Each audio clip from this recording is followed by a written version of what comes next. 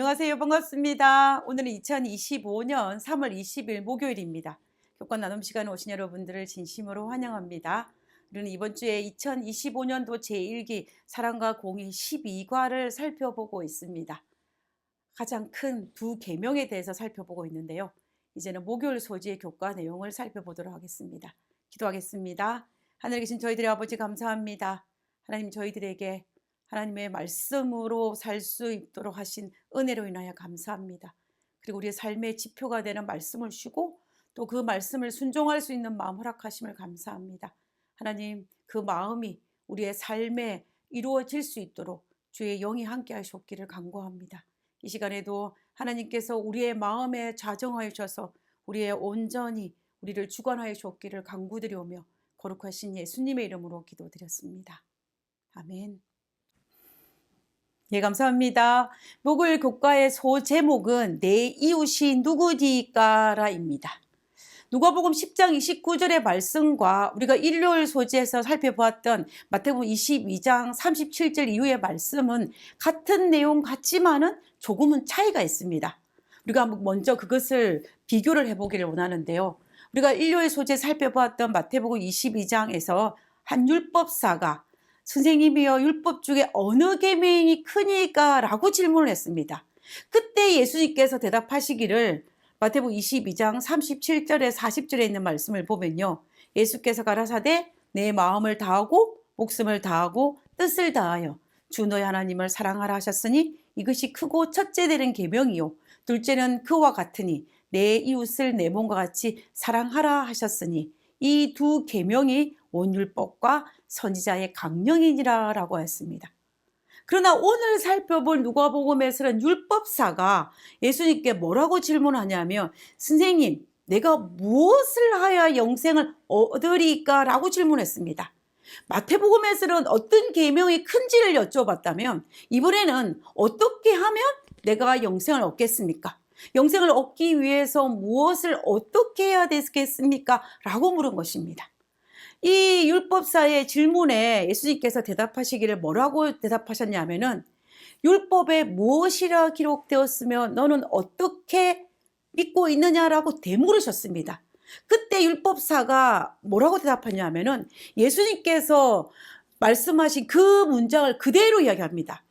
누가복음 10장 27절에 대답하여 가로되 내 마음을 다하며 목숨을 다하며 힘을 다하며 뜻을 다하여 주 너희 하나님을 사랑하고 또한 내 이웃을 내 몸과 같이 사랑하라 하였나이다 라고 대답했습니다. 그러자 예수님께서 이 대답을 듣고 난 다음에 하신 말씀이 내 대답이 옳도다, 이와 같이 행하라, 그러면 살리라 라고 대답하셨습니다. 이 말의 의미는 뭐냐면, 예수님은 너의 말하는 것이 맞도다, 너가 영생을 얻기 위해서는 하나님을 사랑하고 이웃을 사랑하야만 한다라는 뜻입니다. 결국 마태복음에서 가장 큰 계명도 누가복음에서 영생을 얻기 위해서도 같은 대답이 주어졌다라는 것을 우리는 이 본문에서 알 수가 있습니다. 그런데 율법사가 생뚱맞게 예수님께 다시 질문을 합니다. 누가복음 10장 29절에 보면 이 사람이 자기를 옳게 보이려고 예수께 여짜오되 그러면 내 이웃이 누구니까? 라고 질문합니다. 왜 이런 질문을 하였을까요? 율법사가 이웃이 누구인지 몰라서 물었을까요? 아닐 것입니다. 그는 이웃이 누구인지를 알고 있었습니다. 그러면 왜 그가 내 이웃이 누구니까? 라고 질문을 하였을까요? 누가는 율법사가 이 질문을 한 의도를 자신을 옳게 보이려고 이 질문을 했다라고 기록하고 있습니다. 그럼 이 말의 의미는 무엇일까요? 하나님께서는 율법에 기록하기를 하나님 사랑과 이웃 사랑을 하나로 묶어서 제시하였습니다. 그래서 하나는 지켰지만 다른 하나를 지키지 않으면 율법을 지키지 않은 것과 같은 것이었습니다. 만약 하나님을 사랑하지만 이웃을 사랑하지 않는다면 결론은 율법을 지키지 않은 것입니다. 그런데 영생을 갈구한 이 율법사가 예수님의 대답을 들어보니, 그리고 자신이 율법을 연구하고 율법을 자세히 살펴보니 자기는 율법을 지키지 않은 것입니다. 왜냐하면 이웃에 대한 사랑이란 이 율법을 자기가 지키지 않았다는 것을 깨달았기 때문입니다. 율법을 연구하고 율법을 강조한 이 율법 학자임에도 불구하고 자신이 율법을 지키지 않았다는 사실을 발견한 것입니다. 이 사실을 깨달은 율법사는 그 자리에서 회개를 했어야 했습니다. 그런데 회개하기는커녕 자기를 합리화하고 자기를 변호하기로 결심하였습니다. 그래서 마치 아무것도 모르는 것처럼 예수님께 그러면 내 이웃이 누구니까? 라는 엉뚱한 질문을 하고 있는 상황입니다. 그때에 예수님께서 선한 사마리아의 비유를 들어서 대답하셨습니다. 어떤 사람이 예루살렘에서 여리고로 가다가 강도를 만나서 모든 물건을 빼앗기고 맞아서 거의 죽게 되었습니다. 그때 한 제사장이 지나가다가 피투성이가 되어 죽어가는 위기에 빠진 사람을 보았습니다. 그러나 제사장은 혹시나 이 사람을 도와주다가 죽게 된다면 큰일이 생길 것을 염려했습니다. 왜냐하면 모세의 법에 제사장은 죽은 자를 만짐으로 더럽히지 말라는 말씀이 있기 때문에 혹시나 내가 시체를 만져서 더럽혀져서 제사 의식에 참여하지 못하지는 않을까라는 염려가 있었습니다. 그래서 제사장은 지나간 것입니다. 결국 이 제사장은 한 사람의 죽음의 상황보다는 자신이 더럽히는 것이 더 중요했기 때문에 모른 척하고 지나갔던 것입니다. 상대방의 유익보다 나의 유익이 먼저였기 때문에 이런 결과가 가져온 것입니다. 두 번째 지나간 사람은 레위인이었습니다. 레위인은 제사장처럼 직접 제사를 주관하지는 않지만 제사장의 일을 도우면서 성전에서 봉사했던 사람들입니다. 그렇기 때문에 제사장과 같은 이유로 죽어가는 사람의 형편보다 자신이 더 중요했기 때문에 그도 마찬가지로 모른 척하고 지나갔던 것입니다. 그런데 단 한 사람, 사마리아인만은 달랐습니다. 가까이 다가가서 죽어가는 사람을 보고 만일 내가 가던 길을 그냥 가고 이 사람을 지나친다면 이 사람은 어떻게 될까라는 생각을 그가 했습니다. 자신이 받을 피해보다도 이웃의 상처에 대해서, 이웃의 피해에 대해서, 이웃의 아픔에 대해서 먼저 생각했던 사람입니다. 그래서 그를 본 순간 그 마음에 긍휼히 여기는 마음이 생겨서 자신이 가지고 있던 기름과 포도주로 응급처치를 하고 자기 짐승에 태워서 주막에 가서까지도 돌봐줄 수 있었습니다. 그리고 주막을 떠날 때에 자신이 가진 돈을 주막 주인에게 주면서 거방 죽게 된 이 사람을 부탁하면서 떠났던 것입니다. 이 사마리아인들은 자기 자신보다 누가 더 중요했냐면은 죽어가는 그 이웃이 더 중요했던 것입니다. 이 이야기를 하신 이후에 예수님께서 율법사에게 물으셨습니다. 누가복음 10장 36절과 37절에 있는 말씀입니다. 누가복음 10장 36절에 내 의견에는 이 세 사람 중에 누가 강도 만난 자의 이웃이 되겠느냐라고 물으셨습니다. 예수님의 이 질문을 받은 율법사는 아마도 당황했을 것입니다. 자신이 부정하다고 생각한 이 사마리아인이 나의 이웃이라고 말을 해야 했기 때문입니다. 그렇지만은 그것을 받아들이기에는 조금 힘들었습니다. 그렇지만 너무나 정확하게 이 사마리아인이 이웃이기 때문에 율법사가 이렇게 대답했습니다. 37절에 가로되 자비를 베푼 자니이다. 예수께서 이르시되 가서 너도 이와 같이 하라 하시니라.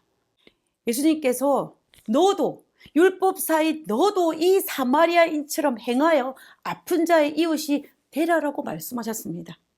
이 비유의 핵심은 누가 내 이웃인가 하는 것입니다. 그와 동시에 또 다른 핵심은 뭐냐면 내가 그들의 이웃이 될 수 있을 것인가입니다. 율법사의 생각에는 같은 유대인으로 같은 법과 규례를 따르는 공동체만이 내 이웃의 범주 안에 들어있다라고 생각했습니다. 그래서 사마리아인 같은 사람들, 이방인들, 우연히 만난 사람들은 내 이웃이 될 수 없다라고 생각했습니다. 그러나 예수님께서는 율법사에게 내가 알지도 못하고 민족과 공동체와 신앙이 다를지라도 너의 이웃이 될 수 있다라고 말씀하신 것입니다. 동시에 예수님은 너의 도움이 필요한 거반 죽게 된 사람에게 이웃이 되어주라라고 말씀하신 것입니다. 예수님은 율법사에게 사마리아인처럼 자비와 사랑을 베풀어 그의 이웃이 되어 주라라고 하신 것입니다. 그를 사랑하는 것이, 이웃을 사랑하는 것이 곧 하나님을 사랑하는 것이라고 말하는 것이고, 그렇게 해야만이 영생을 얻을 수 있다라고 말씀하신 것입니다. 결국 자비와 정의를 실천하는 것이 진정한 이웃 사랑입니다. 예수님은 우리에게 진정한 이웃이 되어주라고 명령하시고, 또 먼저 우리의 본이 되셔서 자비와 정의를 실천하셨습니다. 예수님의 공생애는 온통 타인의 필요를 채우시는 진정한 이웃의 모습이었습니다. 포로된 자에게 자유를, 눈먼 자에게 다시 보게 함을, 눌린 자에게 자유를 허락하셨습니다. 예수님은 죄가 없으셨음에도 불구하고 죄인인 우리를 구원하기 위해 공의와 정의로 죄인인 우리의 구원을 위해서 자기 자신을 십자가에 내어주심으로 우리를 향한 온전한 사랑, 온전한 이웃이 되셨다는 것을 알 수가 있습니다. 자신이 이 땅에서 당해야 할 십자가의 고통과 희생보다도 더 우리를 불쌍히 긍휼히 여기셨기 때문에 예수님은 우리를 위해 십자가에 돌려 들어갈 수 있으셨고, 예수님은 진정한 우리의 이웃입니다. 시편 146편은 우리의 진정한 이웃이신 하나님의 실제적인 모습이 등장합니다. 시편 146편 7절과 9절에 있는 말씀입니다. 억눌린 사람들을 위해 정의로 심판하시며 줄인 자들에게 먹을 것을 주시는 이시로다. 여호와께서 갇힌 자들에게 자유를 주시는도다.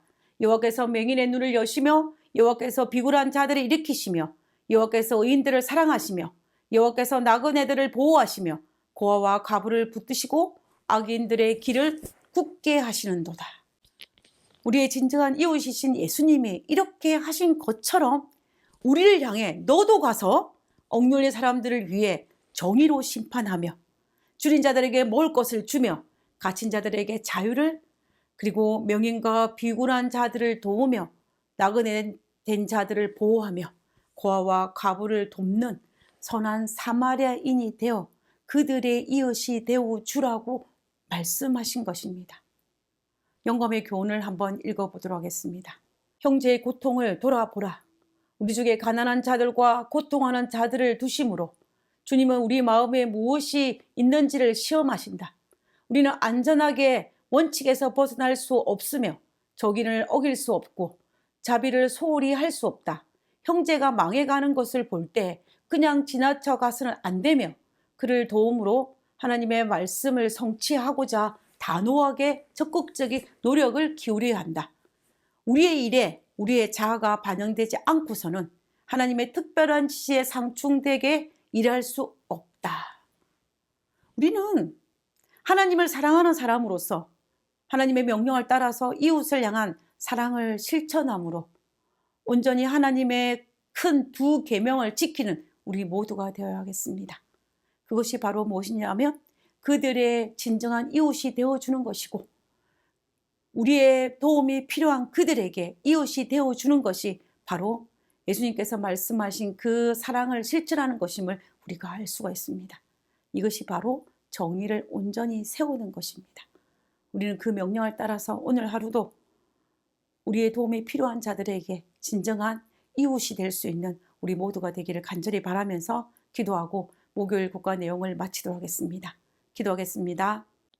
저희 무딘 마음을 용서해 주시고 하나님이 주시는 뜻을 분별할 수 있기를 원합니다.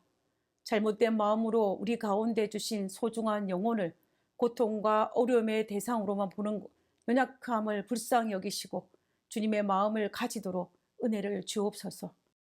하늘에 계신 저희들의 아버지, 우리의 진정한 이웃이 되어주셔서 감사를 드립니다. 하나님, 우리의 이웃이 되어오신 하나님의 그 아름다운 모습을 기억하고 묵상함으로 우리도 우리의 도움이 필요한 자들에게 진정한 이웃이 되는 삶을 살 수 있도록 주여 도와주시옵소서. 하나님, 우리와 함께하사 우리가 선한 사마리아인의 삶을 살 수 있도록 도와주시옵기를 거룩하신 예수님의 이름으로 기도드렸습니다. 아멘.